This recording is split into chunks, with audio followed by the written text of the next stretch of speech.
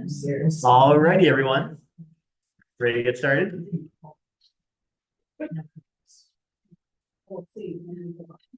Okay, well, I would like to thank everyone for coming to our 2026 Winter Lecture Series. It has been a real pleasure connecting with all of these subject matter experts, and I'm really excited to then connect them with you. We have a great lineup this year, starting with Sean, and I'm very excited. My name is Corey. I'm the horticulturist. And before I introduce Sean, I just want to say that McLaughlin Garden really aims to keep our programming low cost and free. This program, of course, is no exception. So if you would like to continue to see this kind of program and allow us to be able to give our speakers a small payment, then please feel free to make a donation. We have our donation box out in the dining room. And then for the folks who are joining online, you can also make a donation on our website at mclaughlingarden.org. So without further ado, we have Sean Horan here. Sean is a consulting forester with Goodlot Forestry. He has a master's degree from the University of Maine in forestry. And when we met, he was working a joint appointment with the NRCS and Humane Cooperative Extension. But now he has his own company, which is Goodlot Forestry, where he works with folks from across Maine to work on their forest management practices, forest stewardship, and improving their forest BMPs. So without further ado, here's Sean. Thank you, Corey. Like Corey mentioned, my name's Sean. Previously, I was a climate-smart forestry professional at Humane Cooperative Extension and the Natural Resource Conservation Service, then a state forester with the NRCS, and now I'm a private consulting forester in southern central coastal Maine. So this is a talk that is kind of a combination of two other ones that I've given in the past that I like, where we're going to be talking about caring for our trees and caring for them in an urban setting. So I'm a forester, so primarily I work in large forests, large tracts of forest land, but like it said on the website for this talk, our forests and our trees don't stop when our houses start. That is intertwined with our lives. And you'll see, especially at the start of this presentation, a lot of the benefits that our urban green spaces can have. A lot of this you may be subconsciously aware of, but I also like to bring that type of thing up with folks like yourself so that when you're talking to other people, you can regurgitate some of the stuff and hopefully get more people thinking about it too. So I'll get right into it. If anyone has any questions during, please feel free to ask, because there's a lot of slides, so I don't want you to have to hold on to any questions. So feel free to just yell them out if you have anything, and I'll try and answer them. For folks that are here, there's a tree owners manual from the U.S. Forest Service. That's a great document for folks to have. There is a online version available. And those are, if anyone wants to take one of them, you're more than welcome to. And then I brought some other books of my own that I think are great resources for someone who is learning about a lot of our greenery. Those are some good tools, and some pruning ones for people that either are hoping to get some trees or are trying to care for theirs in the smartest way possible. It looks like someone's in the waiting room, so I let them in. Okay, quick agenda. Is that legible? Okay. So starting off, we're going to go over benefits of trees, some tree terms, the right tree for the right site, and then some climate considerations that we should be taking into account. And then we'll transition over to tree care and going over some bigger topics like planting, mulching, pruning, and then more urban considerations, and then a local example. And then I list a bunch of resources that I think are pretty helpful. So like I said, if anyone has any questions, feel free to ask. Okay, so a bit of background and basics. All right, so starting off, I'm gonna close that. Okay, cool. Right, so trees in their natural setting have evolved in the forest for millennia. They have different niches in different phases of forest growth and succession. And then we, as humans, bring them into our urban spaces. So I just like to think of it and take this from Dr. Alex Shigo, who's kind of like the father of urban arboriculture, that we bring the trees into our spaces, so we should care for them and be cognizant of what we're doing when we're planting something, because we're taking something that has evolved and out of its native space and putting it into something that we've constructed. So it's just something to consider, that you can't set and forget. These things involve care and thought. So just kind of a stark contrast photo here, starting off with some of the benefits of urban trees. So they provide a ton of benefits, which I'll go into in a few other slides, but I just think this stark contrast really shows. So this is the same photo of the same, or a time jump of a photo of the same street somewhere in the EU that shows a street lined with a bunch of native trees, and then they took them out in order to make room for more parking. So you can see the stark contrast. It's very clear. We all know kind of the streets we like to visit and go down with the large canopies that reach over the road that are beautiful, and then the kind of stark contrast you can see when they're gone. But a lot of times people don't think about that until they are gone. So I just want to list some of the other benefits here. So starting off, binning these into some very broad categories and umbrellas would be some social benefits. So just starting right off the bat, trees are beautiful. Everybody knows that. That's kind of a given one here. But then going down the list, trees also have the benefit of reducing stress. So they've been shown to reduce stress, anxiety, depression, and cognitive decline. So these studies, they're listed down below, but a 2021 study indicated that out of polling 1,000 young folks, teenager into the mid 20s, found that a majority of them felt calmer when in nature and among in urban green spaces. And trees like that and then urban parks are a great example. So there's just a little science to back up some of those things that we probably intrinsically know. Trees also make spaces more livable and more desirable as well, which is great for our towns and communities. A different study showed that, especially in the Northeast had the greatest disparity in tree cover between low-income neighborhoods and high-income areas, up to 30% difference in tree cover between those areas. And also, on average, those areas that had fewer trees were almost 40 degrees hotter in the summer. So just kind of another, they make it more livable from a lot of different perspectives, not only from the value we get from stress reduction, but also just purely not baking as much. Then kind of transitioning into some economic ones. If you can't win people over on the benefits of urban green spaces with some of those heartfelt options, there's the economic side. Maybe that will speak to different folks as well. Property values can be up to 20 times higher for homes that have natural landscaping and have green spaces nearby. Each individual tree has an economic value, obviously. It also, at the end of the presentation, I'll go over some numbers from the city of Bangor where they calculated some of those hard values. But so each individual tree has an economic value. It also has a bequest value. So bequest value is it's a satisfaction you get from knowing something will be there for future generations to enjoy. So it's a non-monetary value. So sometimes it can be hard to put that into numerics, but these trees not only have the value of them being planted, carbon sequestration, runoff reduction, which can be calculated, as well as the cost of taking them down sometimes, which can be extremely expensive if they're not planted correctly or they just reach their mature age or they're naturally senescing. But they also have these non-monetary values that sometimes can be hard to put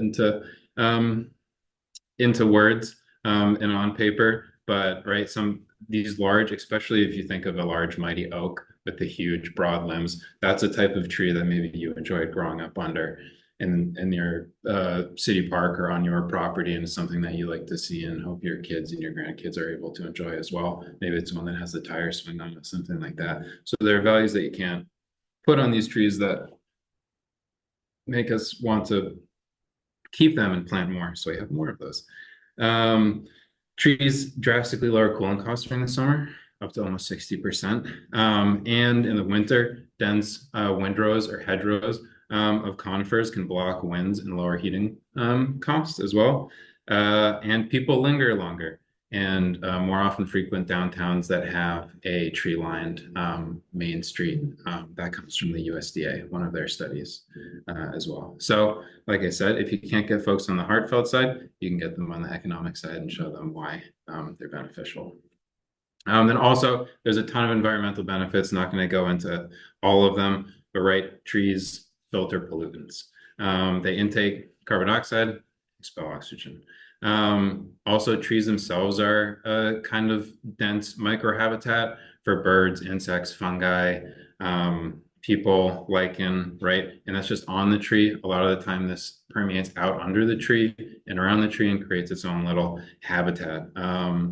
I'm sure everybody's seen kind of like the winter robins coming in the spring and all of the songbirds that we have hanging out on a lot of our trees. They can also help with our ground a lot, soil stabilization, and reduce soil erosion. A lot of our native trees and a lot of the trees we plant have wide-reaching shallow roots, so they do great at stabilizing the topsoil, which is often the most erodible.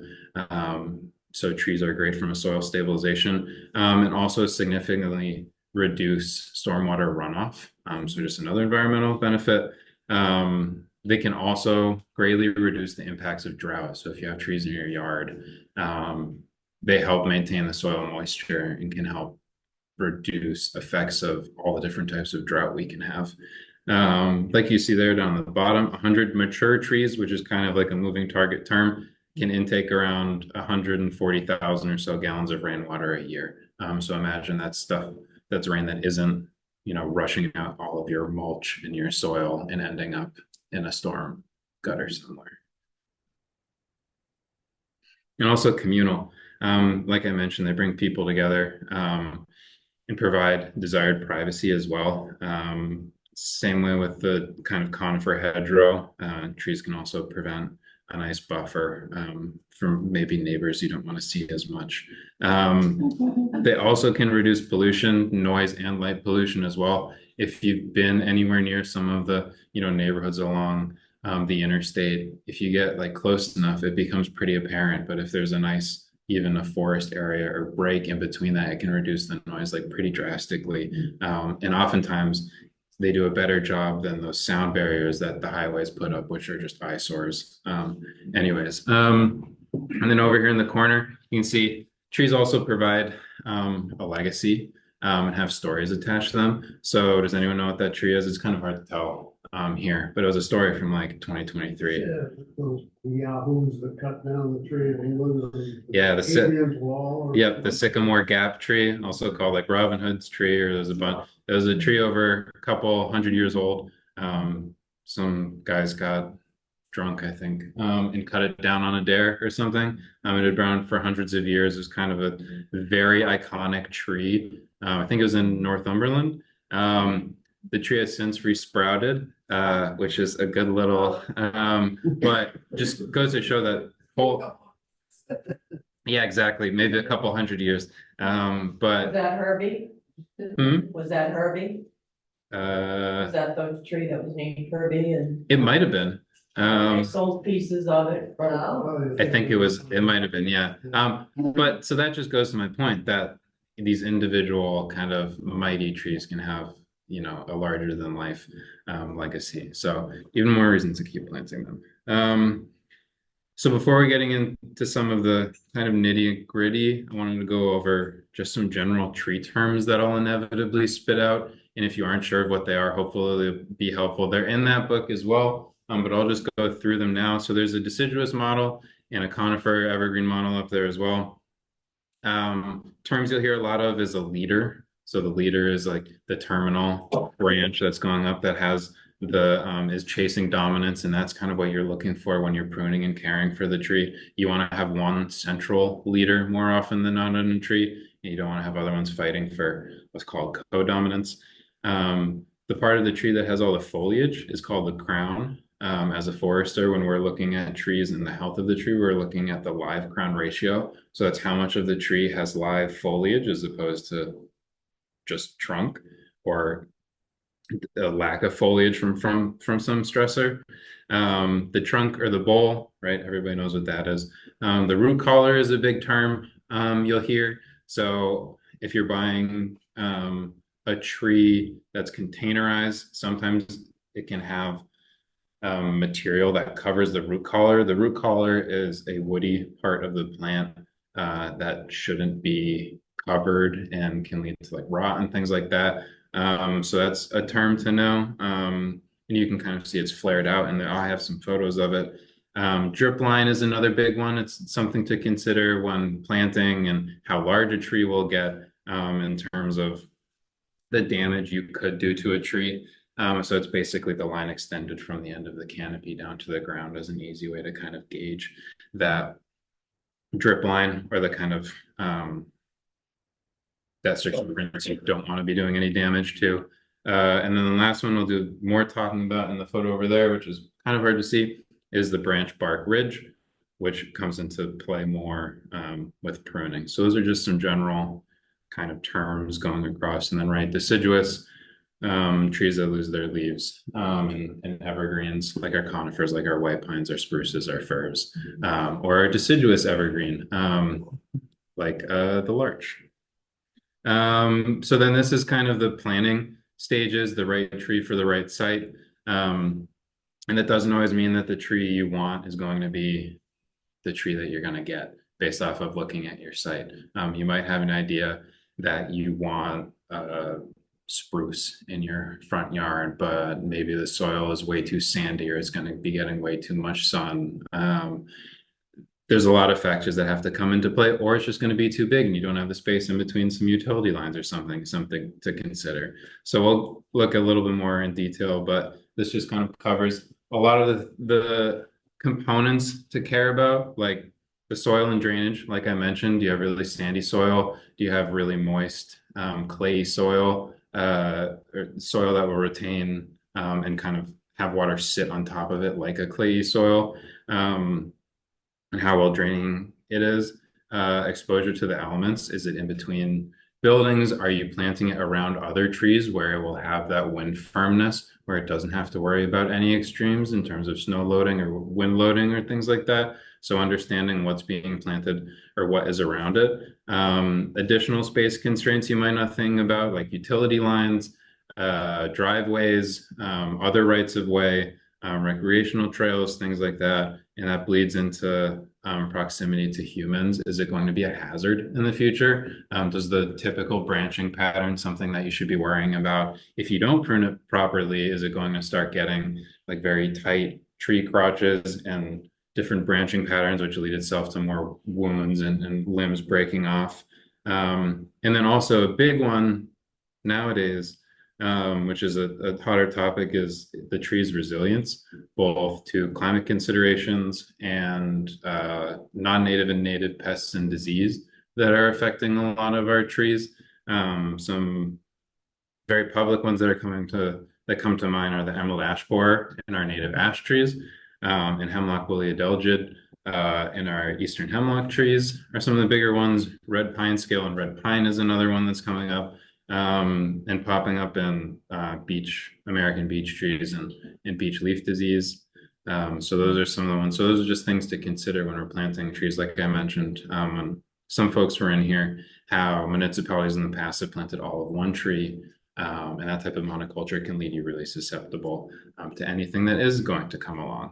And I'll talk about some of the different sites where you can learn all of these different trees, and I'll go through some of them as well.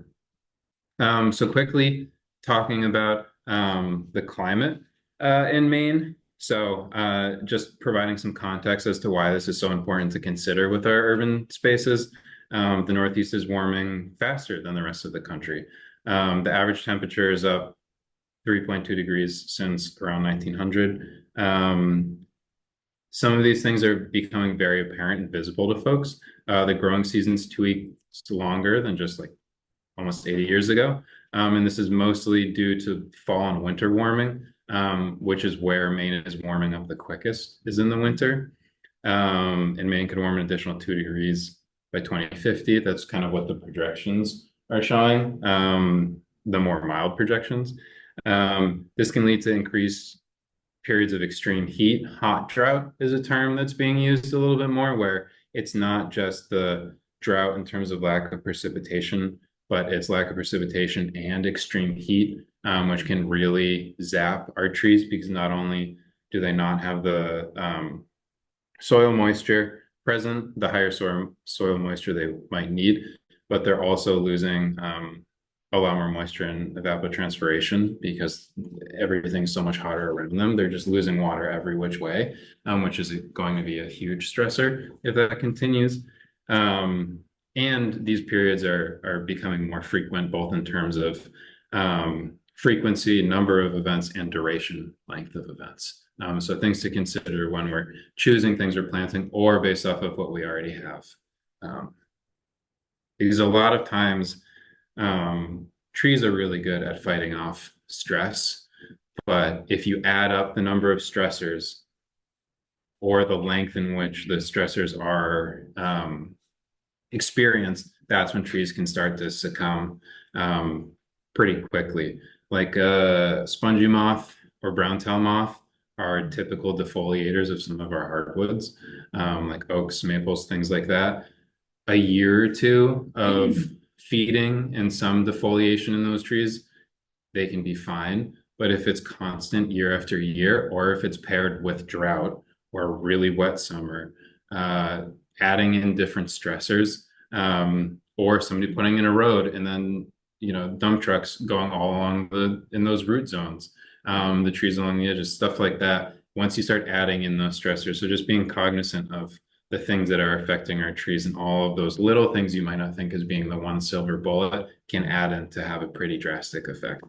So transitioning just to look just at precipitation. So like I mentioned, Maine's experiencing increased total precipitation and increased precipitation intensity. So from the graph there, you can see it's an additional 6 inches a year from 1890 to around 2020. That's not a small amount. And most extreme precipitation events, which is more than 2 inches a day, have occurred in the last 2 decades than in the last century. So just kind of shows that intensity. And that can have a multitude of impacts, both in the forest, like it says up there, and in our urban spaces. And then lastly, winter. So there's up to 20 fewer days of snow cover, maybe not this year, but there's up to 20 fewer days of snow cover and freezing days during our winter months. And not only does that can have a lot of effects, especially on small saplings, that maybe they need that snow cover to be covered so they don't get affected by deer browse and don't get eaten in the winter, or provide that insulating factor, or it's not cold enough so some of the invasive pests can make their way further north, because maybe it doesn't stay cold enough long enough that they can overwinter in our forest now. Seeing that with hemlock woolly adelgid, it wasn't really a problem, but now it's getting warmer. It can move forward further north and overwinter, usually where in the past our winters have been cold enough, it wouldn't have been able to survive. And this can look different both in the north and the southern part of the state. Maine is one of the few states that I think the USDA hardiness zone goes from like 6A to I think like 3A. Or is it 6A to 3A or 2B? So it has one of like the widest ranges out of any of the states in terms of USDA hardiness. And that in terms of climate data, you can also see that there. Up in the county, they're getting on average 12 inches more snow in the winter, but down in York, Cumberland County and along the coast, it's like 10 plus inches less. So it's just a pretty drastic range across the state. So depending on where you are, it can really change the conversation about how the climate is changing around us. And then other indicators of change that aren't graph and science-based, like phenological changes can be an indicator of changing climate as well, some of which we've probably seen. So like I mentioned, longer growing season, increased duration of leaf on green foliage, The Hubbard Brook in New Hampshire, the experimental forest there has seen an increase of 10 days of increased leaf on. So how much longer our deciduous trees keep their leaves on the trees over a 14-year period. So it's almost 2 weeks.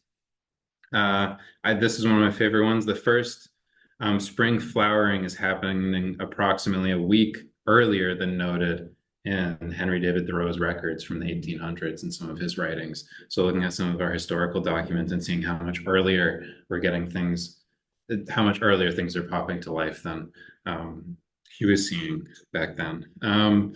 This is a clear one: increased presence of invasive species and pests. They are great at taking advantage of any type of disturbance, and they do great they're great at being plants. They're very good in drought. They're very good with a lot of light, a little amount of light. They're fine around pollution. They're great at being plants. And some of our migratory songbirds are arriving earlier and breeding sooner. Yeah, so like the Nashville warbler, it's one of southern northern species. Didn't include it up there. But scientists are seeing how far it will go south every year has shifted drastically from kind of lower down the Atlantic coast coming up. So we're seeing some of the species kind of even change where they're going. And then taking that climate as just one variable to consider when we're thinking about what to plant where. So this all comes from that document as well. And there's a lot up here. So other things to consider, just what you want out of an urban tree. Do you want spring flowers, summer flowers? Do you want it to provide shade? Do you want it to be tall or short? What type of soil pH do you have? If that's something you don't know, you could send soil samples into the University of Maine. I think they have a cost associated with them now. But I don't think it's much, and you can pick up a soil container at one of the like soil and water conservation districts. And so you can figure out what your soil pH is. What type of sun exposure is the tree going to have? Is it on the side of your house where you only get afternoon sun? Things to consider as well. And then that book, and there's a ton of other resources, lists some of the native trees. That's really hard to see. Like balsam fir, maples, including red sugar mountain, our different birches, dogwoods, hornbeams, ashes, spruce, and it lists. There are resources that will show, do they need full light? Do they need partial light? What type of soil do they need?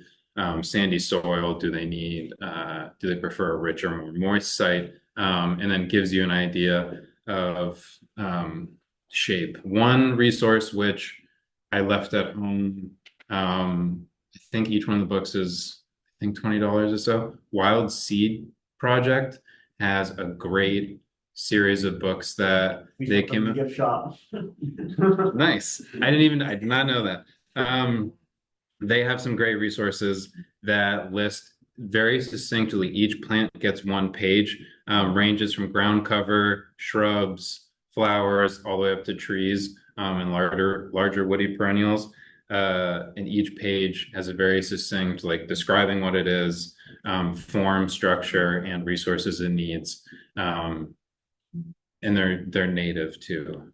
So that's a great visual resource that I personally use as well when planning what to plant. But the tree owner's manual that's there, like I mentioned, also lists out some of the native ones as well. And things to consider, they'll have resources like how far should the tree be from wires? And if you know how large the tree is going to grow, or like with a conifer with a more conical shape, if it's a spruce or a fir, how far you should be planting it so you don't run into pruning issues later on, or how large if it's an oak. They're called mighty oaks for a reason. They get very wide, broad branches that can spread out very far. Is that the type of form it's going to get in an open grown tree? A good example of this is our native white pine tree. When it's grown and it's in a natural kind of full forest setting, there's a lot of competition, so they prioritize vertical growth, so they'll grow straight and tall, and you'll get those straight as an arrow, kind of like the King's Pines story. You'll get those big, tall, straight pine trees. If they're grown in a more open space, the tree's like, why would I do that when I can grow out? And you'll get those candelabra looking kind of like wolf pines where everything, you'll get a ton of codominance and then just prioritize foliage down low as opposed to growing tall and straight. So just an example of how what you're planting and what type of resources it has and what's the limiting resource or lack thereof can lead to the change of the structure as well.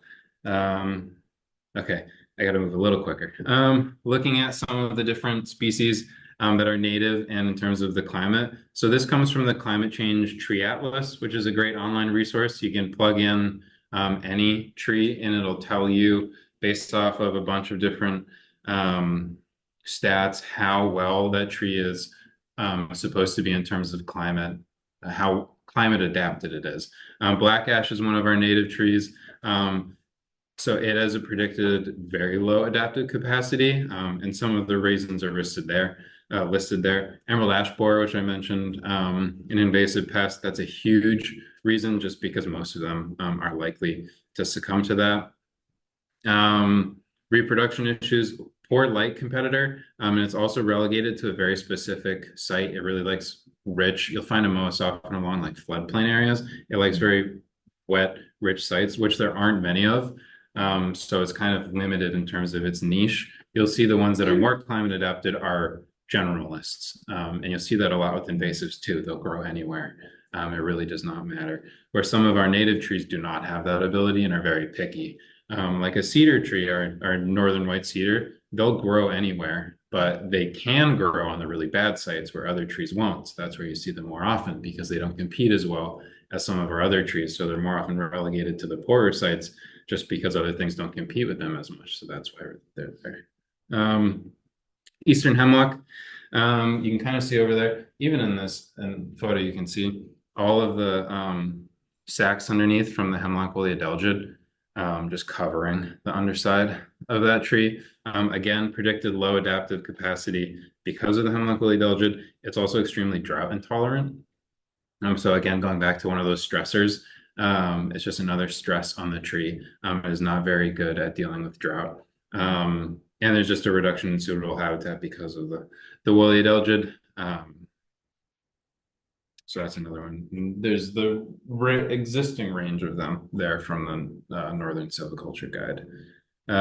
Red maple, on the other hand, has a predicted very high adaptive capacity. One, like I mentioned, it is an extreme generalist. It'll grow anywhere, essentially. It is also very shade tolerant. The hemlock, which we just looked at, is also shade tolerant, but the red maple will grow anywhere. It's also very resistant to disturbance. If you cut it, it will stump sprout.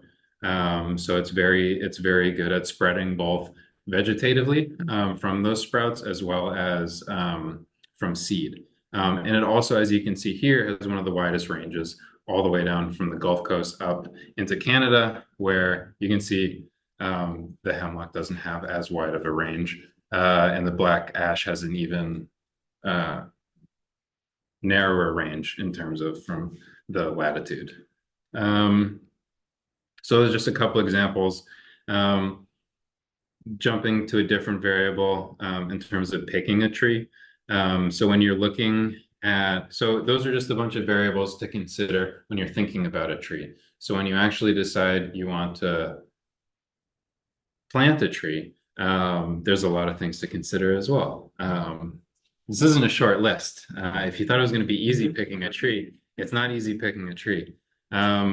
So some things to mention here is, does it have a straight single stem? Like I mentioned, codominance means that the tree is going to be fighting and having leaders that are fighting for each other, which inevitably leads to like a very tight tree crotch and branching, which can just lead to problems down the line. You want well-spaced branches, kind of unlike that. And this really depends. That can be fine for a lot of shrubs, but if you're looking just at trees in this example, that can lead to lack of airflow, more likely to retain higher moisture, chance of fungal pathogens. So kind of a typical tree structure you'd look for, a lack of injuries, which can be hard to tell. So that's why when you're picking out a tree, you really should get up and personal with it. and see, because if it's leaf on, it can look really good, but maybe there's some broken branches, which can be hard to tell, or one of them is broken off on the trunk, which can be really bad. Like I mentioned, you don't really want to have a lot of the times you'll see at the base, there will be, it looks like two trees coming out at once. More likely than not, those will break. One street tree, you'll see a lot of the Norway maple. You'll see the Crimson King variety as well, the purple variety of the maple. Easy way to tell if it's a Norway maple, if you break off one of the leaves at the stem with the branch, it has a milky, its sap is white. Our native maples do not have that. So red maple, mountain maple, sugar maple do not have that. Just the invasive Norway maple does. And they both come in the green variety and the purple Crimson King variety, which you'll see a lot of. But the Norway maples are notorious of having that type of structure, having pretty poor structure. So not only are they highly planted as a street tree, but they also can tend to have really bad structure. So they're more prone to breaking.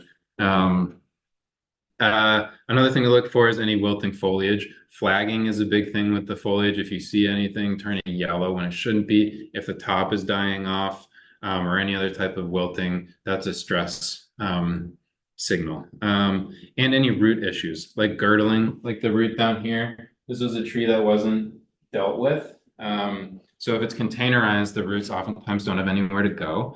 So if you'll see that kind of girdling roots around the main stem, if that happens, those roots are going to continue to grow, especially if they're one of the main roots coming out of the trunk. And over time, the tree could choke itself out with those girdling roots just inevitably, because it had nowhere to go when it was in the root ball, and this will continue to grow once it's in the ground. So that's another thing to consider when looking at a tree. And like I mentioned, in terms of the container, so deciding whether you're getting bare root, balled, or containerized, and then also talk about pruning. And I already mentioned live crown ratio. Let's see what the next. Before I go into more care stuff, there's a lot on climate and variables and things. Any questions up until this point? Or is everybody good or overwhelmed or asleep? One quick one. Is a silver maple a separate species, or is that a nickname? Silver maple is a separate species. They do have distinctly different leaves. They'll have deeper lobes, or the notches in between the distinct maple sections. The underside is also more silvery, which is kind of one of the ways it gets its name. So it won't have the shimmery aspen effect you get with those flat petioles, but if it is windy, you can see that a bit of the shimmery between the dark green face and the kind of silvery underside. In their native setting, again, they'll kind of grow on rich sites, but you'll see them a lot of times in that floodplain zone as well, down in very wet riparian zones. So if you're seeing one out in the woods and you're by a stream that has like a wet, kind of very often flooded area right alongside the bank, you're often going to find black ash and silver maple if it's within its range there. So they are different. So just another one of our native maple trees. Norway, like I mentioned, Norway maple, as the name also implies, is not a native tree and is invasive, considered invasive in the state of Maine. Cool. So getting into some planting here. So a couple, like I mentioned, Dr. Alex Scheiger and two of his books are there. This is where I think it's important to point out that we should be responsible for what we're planting and not setting and forgetting. So it's important to do the prep work to make sure that we're setting up the trees for success. So that is an example of how not to prep a tree for planting. So easy steps before planting a tree, and you want to check all of these off. So check the ground, dig safe. Last thing you want to do is be hitting a gas line or something when you're digging, especially in an urban space. So call either dig safe or the town to come out and take a look. But dig safe is the way to go. And check with the city as well in case there's any utilities there. Or Portland, as an example, they have a program where they have a list of approved trees, climate considerations and adaptation and everything, where If you ask them and you identify a tree, they will go and pick it up and plant it for you. They won't pay for it, but they'll do the planting. So you might not consider, you might not, but it's a great program. And I know some neighborhoods in Portland that have taken great advantage of that because that can be one of the trickier parts of tree planting. So check to see if any programs like that.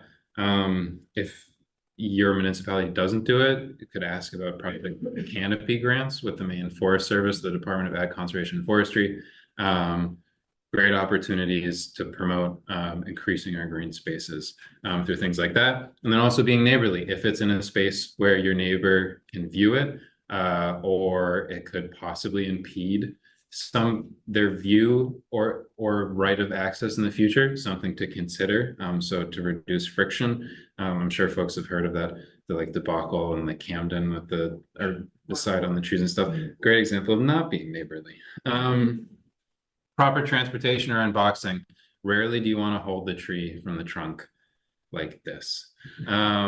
So you don't want to treat a tree like it's any old package. I'll mention it further on, but more often than not, these trees can be expensive depending on what size you're buying them. So you want to treat them with care, not only because you spend money on them, but because it's critical that, and I'll talk about compartmentalization, which is it's an interesting topic in trees that I don't think a lot of folks think about. I mentioned removing excess soil from the root collar or trunk flare. It's pretty apparent. If you're seeing a tree and it just looks like it comes straight out of the ground, more often than not, the root flare is buried underneath it. And if that isn't allowed to get ventilation, it can promote rot down at the base of the tree, which is a critical structural part of the tree. And also, it makes it harder to see if there's any girdling roots if you can't get down and take a look. Also, what's required depends on, right? If it's bare root, you don't have to really worry about that stuff. If it's in a burlap sack and containerized, making sure you're really taking off the whole thing and doing it in the proper way. So you get to see everything and make sure you're not just plopping it in the hole and calling it a day. Like I mentioned, removing girdling roots. That's a great way to deal with a tree, is kind of the old bed sheet on both sides. That way you're not doing the holding it from the trunk or having one person down at the burlap root ball and someone up in the foliage. So just ways to reduce any broken branches or any unnecessary stress on the planting. Okay, so now planting. I think this is great. Don't put $100 or $200 tree in a $10 hole. So this is probably the least fun part of planting a tree, but it's one of the most important parts. So it should be wide, not deep. That's a lot of the times it can end up just being a cylinder. You're not putting in a concrete footing, you're planting a tree. More often than not, it should be 2 times as wide as the root ball. So if you're going out and buying a 6 to 8 foot tree and the root ball is like 3 feet wide, that has to be a very wide hole in order for you're setting the tree up for success. So, again, variables to consider when you're planting. And it should be even wider if you're in very poorly draining soils like clays. So something else to consider. Don't remove all the packaging until it's in the hole. And then once it is, please don't move it. And then when you're backfilling, to ensure kind of adequate and dispersed soil moisture and even dispersion, doing it in lifts, kind of like 6-inch to a foot lifts of backfilling the soil, watering it, backfilling the soil, watering it. So you're not just watering the top if you don't want to compact the soil too much. Staking is an option if needed, but you can see in the photo there, staking that doesn't provide any friction points on the tree can be the best way to do it. That way you're not providing any avenues for stress. If the tree's rubbing up against it, if it has very thin bark, like a beech tree, for example, you could be rubbing off that protective barrier on the tree. So it's something to consider when you're staking it. If it's planted correctly and observed often, hopefully you don't need to stake it, but there are options, and there are options to include kind of wide like a foam you would put around like a copper pipe type of to disperse the stress. And then mulching, which I'll talk about shortly. So it's hard to see here, but up here you can see in the top right, that's an example of a tree that wasn't given a whole lot of space. You can see that the root mass kind of stops at the concrete. It might have been dug out with an excavator the size of that pit. And then the tree's going to have a lower chance of success because it has less area to pull from for resources. And also, it's a structural hazard because then it doesn't have the wide branching roots. Like I mentioned, a lot of if we're planting native trees, have wide reaching roots. Some of them have deeper tap roots, but more often than not, as the tree matures, it has a very wide network of roots. Again, if you're looking at the full canopy, you can assume that the critical root is about that size. So this tree wasn't afforded that, and then it becomes a wind throw issue. If it doesn't have that, the roots not only provide resources, but provide that structural network to keep it in place. So there are a couple things that we talked about. Folks will have this presentation. It's also in that book as well, to a degree. So different types of care and when you should be doing them broken down into different categories. So if you're watering for it, that's kind of the and this is for if you're planting like a 4 to 6 foot tree. So watering is really critical at the beginning, mulching at the beginning, and then kind of adjusting. We'll talk about mulching more. Protecting the trunk is kind of as needed, but then also, and I'll talk about construction considerations around construction as well, is important regardless of how old the tree is. So these are all things to consider kind of at the front of the tree's life, and then as you're going through it. So like with a lot of our plant care, this is a long-term relationship with the tree, hopefully. Other types of care, so cleaning the root collar right at the beginning, and then maybe clean it once a year. If you're mulching, making sure that it's mulched appropriately, which again, I'll talk about. Checking for girdling roots. Again, you'll see how a lot of this preventative care can pay dividends in the long run. And then just periodically checking. General health, important when picking out the tree. And again, when leaf on, great time to check for any stressors in terms of, is it dropping leaves earlier than it has in the past couple of years? Are there areas of wilting or browning or yellowing leaves? Things like that. Or when it's leaf off, for depending on the pest, if you're looking for like winter moths and you're looking for those the sacks for them and stuff. And then also safety should be done yearly, especially on larger trees for hazards, especially if it's in on a rec trail in front of your driveway, right over your house, on a main street. And then pruning is really, there's a graph in one of those books that shows that at the start of the tree's life is when you really want to be pruning. And then as it gets older, the amount you should be pruning goes down drastically. So it really shows how if you care for the tree structure at the onset, you should have to do less care further on, and it became a lot less stressful if you're just pruning a 1-inch branch as opposed to an 8-inch branch or something later on. So that's a lot there. I'll stop again really quickly, or I'll move right into mulching.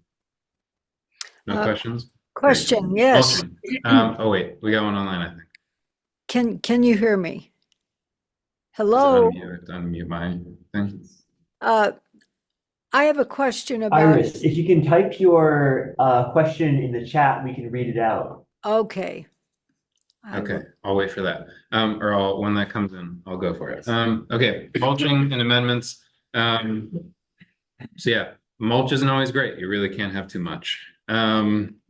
So I'll go over how it can be beneficial, right? So it's really trying to emulate the natural setting. So right, if you think about the thick duff layer, that organic layer providing insulation, nutrients that's breaking down over time.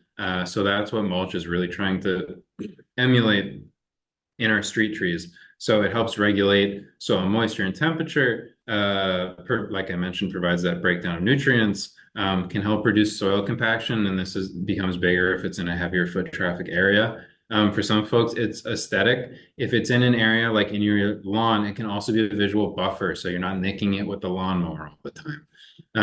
It can also control weeds, both their germination and establishment, because they can't get to the nutrient soil, and then they can't break through if they were already there through the mulch sometimes. It can also, especially on the amendment side, different mulches can have different pHs, which can be beneficial depending on the tree species. So something to consider, not just plopping down whatever mulch you find at the store, and thinking about what your soil, if you've got a soil test and seeing what the existing pH is, adding in a mulch with a higher or lower pH to kind of regulate that can be one type of soil amendment if you know that ahead of time. Great. So what should it look like? Not a volcano. Mulch volcanoes are the opposite of what we're looking for. Again, this is kind of a comical version of that root collar thing I was talking about before. We want to keep the root collar exposed.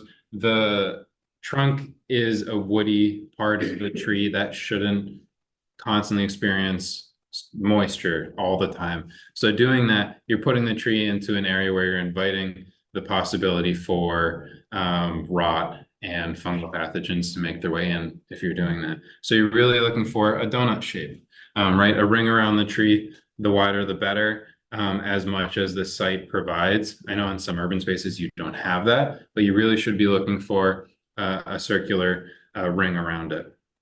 And like to that end, it could extend to the drip line. If you have a massive tree, that could not be feasible, right? But it's just something to consider. And the mulch thickness, generally, regardless of the tree, shouldn't exceed a couple inches. So you don't need to stack it super high, and it doesn't need to look like a volcano. Great. So different types of mulch. There's organic and inorganic. Inorganic can range from like stones, shredded rubber, like lava rocks, things like that. More often than not, that can be a stress for the tree, because those can maintain and retain too much heat, and you can end up like cooking the roots essentially. Also, if we're thinking about trying to emulate the natural forest setting with that thick organic layer, there's no nutrients that's leaching out of those into the roots. So organic different types can include softwood bark, so like pine, fir, spruce type of bark, or hardwood bark, wood chips, leaves, compost mixes. Pine needles can be added in too, especially from like a pH additive.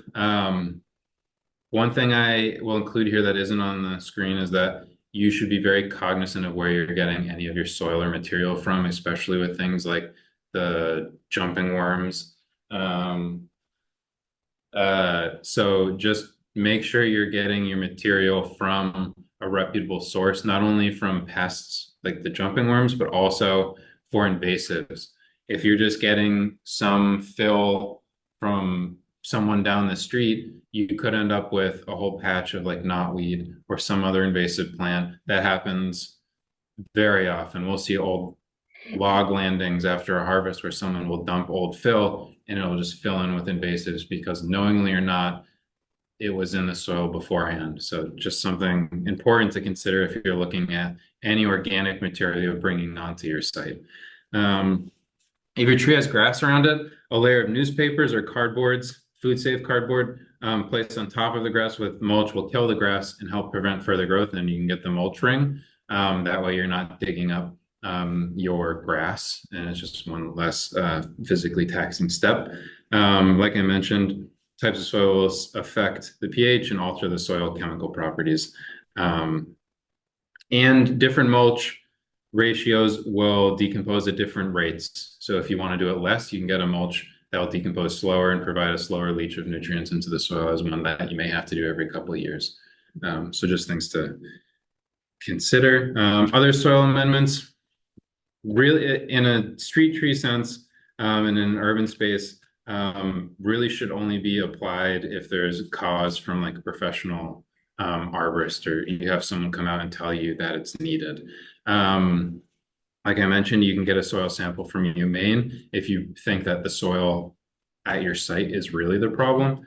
For existing trees should really only be applied, as I mentioned, by a professional if they indicate it. And then another thing to consider, if it's in your yard, any type of fertilizer you're putting on the grass can negatively impact the trees, right? If you think how big they are and how the nutrients are pulling in from the surrounding area, and if you have a high water table in your area, you can be injecting those into the tree as well. So, right, there's a lot of things to think about when you're planting a tree.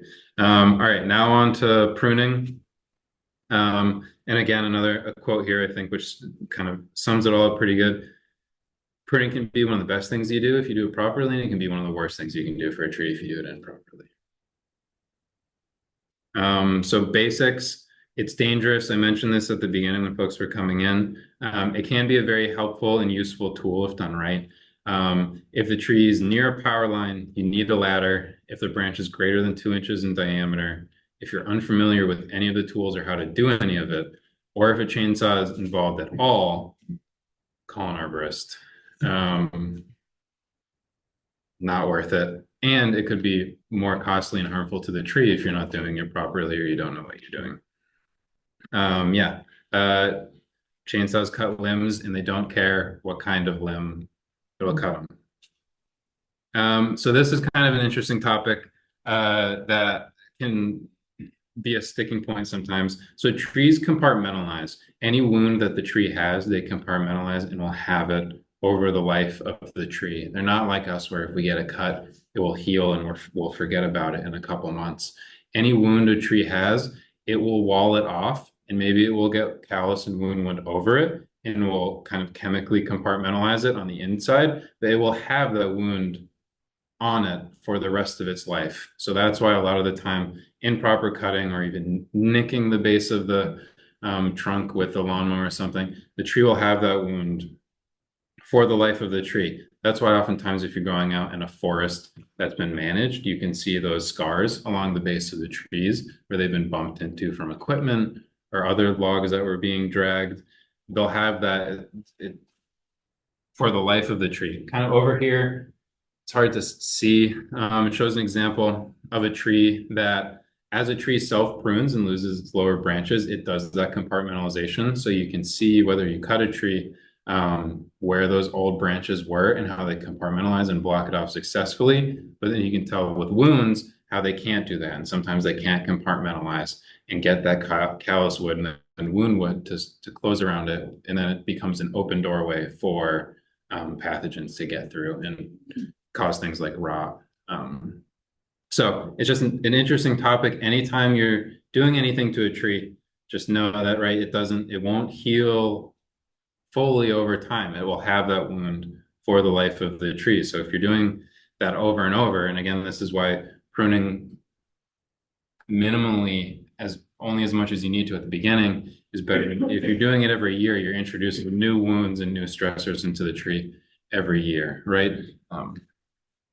So this is wow, it's bright.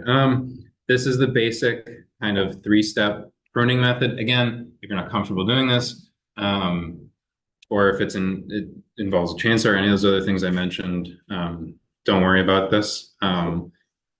Hopefully the professional you contact knows how to do this if they're a licensed arborist. So basically this is to prevent any increase in wound to the tree. So you're doing 1 to 2 cuts at the beginning to reduce the weight of the limb. So then you can get as close to that branch bridge collar as possible to make the cut to the point where the tree has all of the supplies and all of the cells there to seal it off, because that's where it normally would self-prune if it were to do that. So the first couple, it basically involves 3 cuts or 1 cut if it's on a very small branch to reduce the weight, because if you start cutting where you should without doing anything else, you'll get rip out and tear out. So if you're cutting from the top or from the bottom, that weight will just pull down and then you'll get a tear at the top or bottom. And then you've opened up a huge possible wound or a huge wound in the tree. So this is just the most surefire way if you're doing it correctly. And you can see all trees will have some variation of what's called that branch bark ridge or branch collar. So we'll see some examples. So there's one where the saw is where not to cut. Where the red is where you should cut, right? So you can see on that it's a very pronounced. There's no set angle. Hardwoods more often than not will have wider ridges, where some of the softwoods they'll be very close to almost flush. So it really depends on the tree, but it is apparent when you're looking at it where that ridge is and how you should be cutting just on the outside away from the trunk of that. You can see in the photo over here, an example of one that wasn't done entirely successfully. Cut too flush at the bottom, and then you get those sprouting and that stress response. Instead of closing off that wound, the tree's responding in a stressed manner and sending out all of those shoots. Right. So we want pruning done properly, and here are examples, a few examples of it done poorly.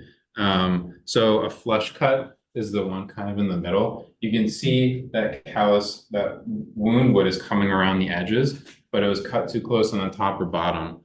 Sometimes you'll see if it's done improperly, years down the road, you'll get almost like a sunken appearance below and above, because that will radiate up and down the trunk of the tree. So you're more likely to see areas that'll be an area for like sun scald or frost cracks, things like that. If it's done improperly, the photo over far to the left is someone really didn't know what they were doing and cut every single, maybe that's for an aesthetic reason, and they didn't like all of the shoots, which could have been a stress response anyways on something like, you'll see that on fruit trees a lot, they'll send up those straight shoots as a stress response. Somebody's cutting off all of those as opposed to cutting, on one of the main branches. And again, the more open wounds, the more stress openings you're introducing in the tree. And that's an example of a tear out.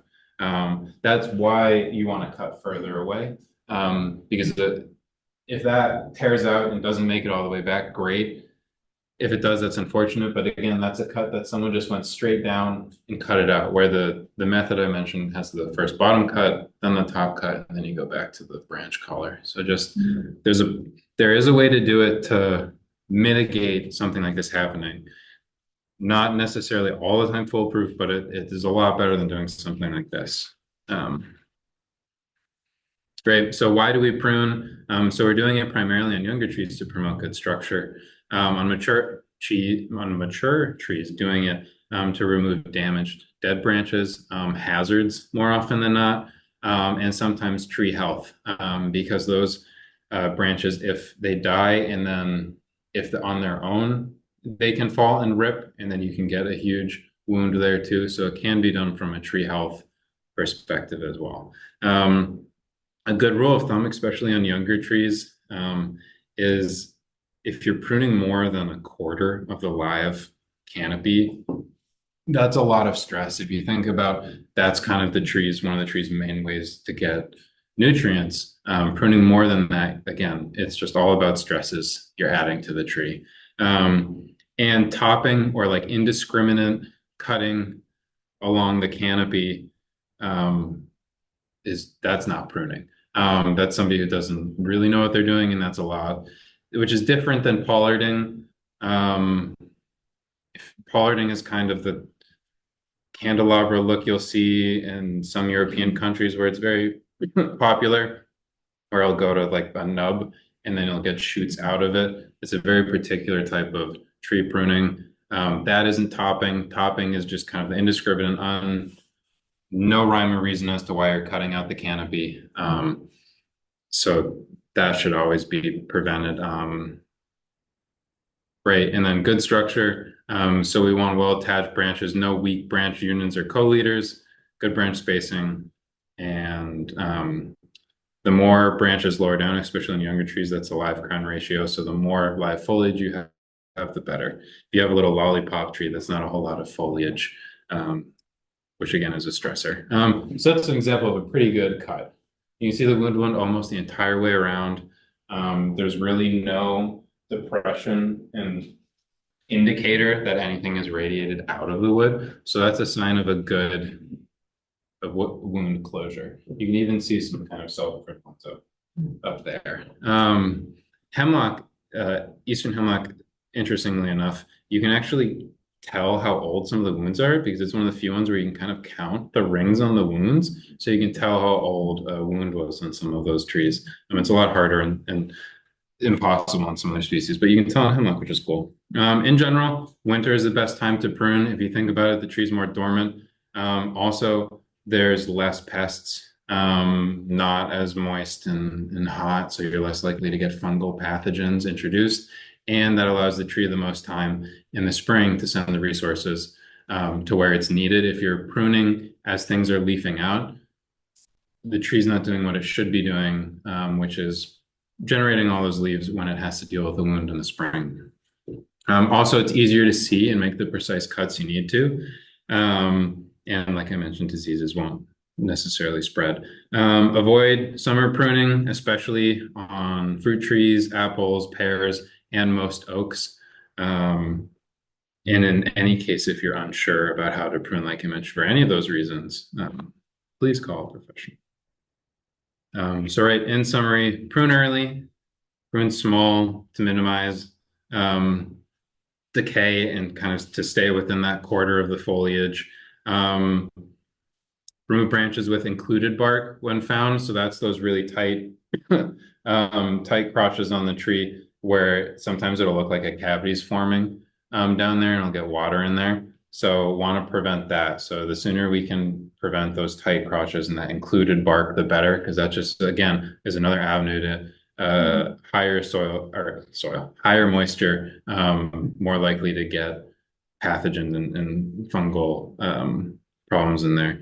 Remove wounded branches and do not over prune. We're going to keep going. All right. Tree hazards. Just because the tree has made it to maturity doesn't mean it can't be a hazard. That's more often when it will be a hazard. So when you're looking at a tree to tell if it's a hazard, a lot of things you can ask yourself, right? Does the form look different than it has in the past? Like, is it missing any branches?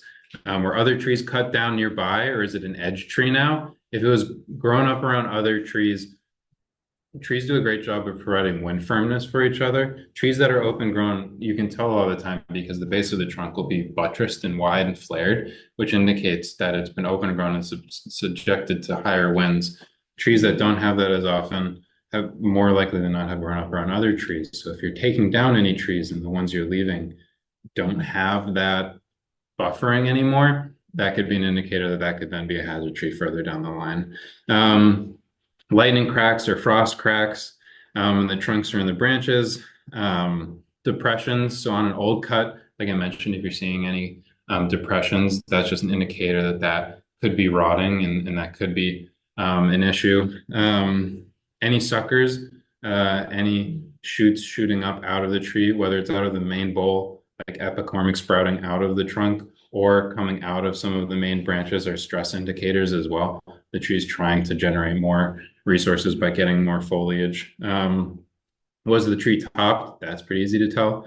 Any damage from recent storms, keeping an eye on like the Maine Forest Service and pests and knowing what pests your trees are susceptible to, like knowing like the oaks, are there any, is it a big year for the defoliators, like the spongy moth? Is the tree leaning more than it used to? And has there been any recent construction where that critical root zone could have been hurt? So speaking of construction concerns, right, root damage makes sense. Soil compaction is a huge problem if it's within that zone. The addition of material, like I mentioned, sometimes the material gets brought in, not nefariously, but containing invasives, that could be a huge problem.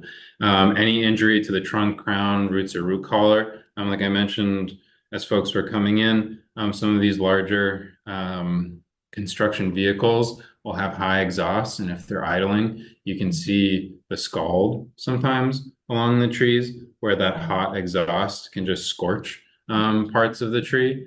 So something to consider there too. That's the heat damage. Removal of other trees, like I mentioned, reducing wind firmness. So in the protected root zone, shown over here on the right, for smaller trees, the root zone is a good area to protect is the trunk diameter times 1 for smaller trees. or the trunk diameter times 1.5 or 2 for larger mature trees as areas. If you can realistically try and protect around the tree during any construction. So if you see a large tree and you just see the little wooden stakes around it when construction's being done, that's not as helpful as it could be to the tree. And then just looping back and kind of tying things in with some urban considerations. So things that can affect in our urban space, how climate can affect our urban spaces. Things that will increase the temperature considerably is how dense the buildings are. Don't really have to worry about that in Maine. Human activity and heat retention. So how much blacktop is around and how much heat is being retained in the summer. Things that will decrease the temperatures are things like green spaces and water features, and then looking at some of the different terms for those natural infrastructure options. You have green spaces a lot, blue spaces for water features, street trees, urban or city community forests, urban gardens are another great one that get overlooked sometimes. And some of the like hotter topic terms, carbon sequestration and storage are some of the benefits those areas provide. Reduced energy and water usage. Their community spaces, looping back in what we talked about at the beginning, and they can reduce the heat stress and increase biodiversity if we're planting a lot of native species, and some of the, I haven't really touched on assisted migration and climate adapted species, some ones that aren't native here, but things like you'll see trees that are planted like the what's the name, the catalpa tree or the like cigar tree, lindens, some of our more southern oaks, gums, tupelo, like a lot of those more southern species can be planted residentially to increase the biodiversity, and they can be more climate adapted as well. So other things we can do at home. One thing I like to mention, and I've heard from you, Maine, as well, that your yard, if you can, in your yard, grass should be considered more like an area rug like an area rug is to your home. Grass should be to your yard. Wall-to-wall rugs might be some people's taste, but more often than not, you should consider it as a space in your yard as opposed to the entirety of your yard. More plantings, more ground cover, shrubs, grasses, trees, adding in variety and not just the monoculture of grass can really can provide a ton of benefits. Managing for the biodiversity doesn't always need to be vegetation based. Adding in like bird houses, bat houses, bee boxes, things like that. Adding in other varieties of tools can increase biodiversity outside of that. And that's about all. Oh, I included some, right? Don't want a monoculture, we want a variety of species. So we get more biodiversity. And then what do we have here? So here are some other examples. I won't go through all of these. A University of Massachusetts Amherst did a study that mowing lawns less frequently supported more floral resources like dandelions and clover, which makes sense, and a higher bee abundance, right? So all these things make sense when you say them out loud, because mowing less, you get more of those things, and they provide more resources for a lot of our insects. So again, here managing can include those non-vegetative options, wildlife feeders, log and compost piles. A lot of folks like mushroom inoculation. That's a fun activity. Also think of it as a very slow decomposing nutrient source. If mulch is a quicker one, or depending on the species of tree, leaves can be a very fast decaying nutrient source for trees, and things of those larger woody material can be slower. So just a bunch of examples up there. Some examples of where not to plant stuff, or some maybe where forethought wasn't put in. So you can see, right, planting right next to our buildings, the tree didn't stand a chance. Knowing how large a tree can get, I mean, you can see how it can provide, once it's butting up against some of our built spaces, the effects that can have. And planting in species out in the open, like that can have, again, planting trees where they should be taking them out of their native spaces and putting them somewhere and setting them up for the best success so you don't end up with something like that.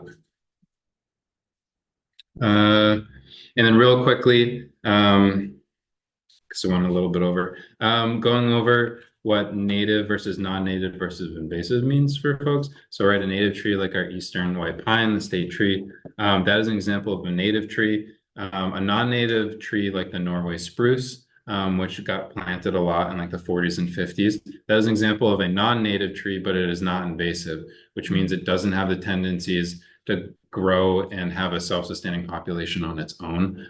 Maine has a whole list of check boxes that a plant has to check in order to be considered invasive, like causing human harm, economic harm, ecological harm. So these are trees like also Colorado blue spruce, things like that, that are non-native, but when planted, they won't have that invasive tendency to take over our existing spaces and outcompete all of our other trees. Things like bittersweet, Asiatic bittersweet, for example, this is a very visual example of what it will do to our native species, where it will girdle and climb. But these are plants, right, that have those tendency to where they can have their own self-sustaining population and will spread and take over without any additional help. And it can be confusing because sometimes they're not native to even other parts of our country. What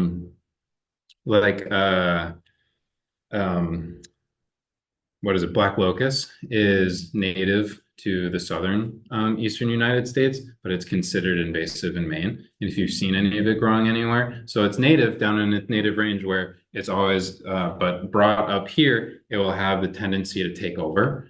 So I've seen it, one or two examples nearby, and then after some sort of disturbance, whether it's construction or forest harvest or something, them just popping up and taking over everywhere. So they have the tendency to outcompete our natives and can really take over a space. So they aren't always from far and away. They can be from, right down the street, but Maine considers them invasive because our native trees don't have the capacity to deal with that and will be outcompeted. Other things that up until recently could have been planted residentially, like burning bush is a big one, considered invasive.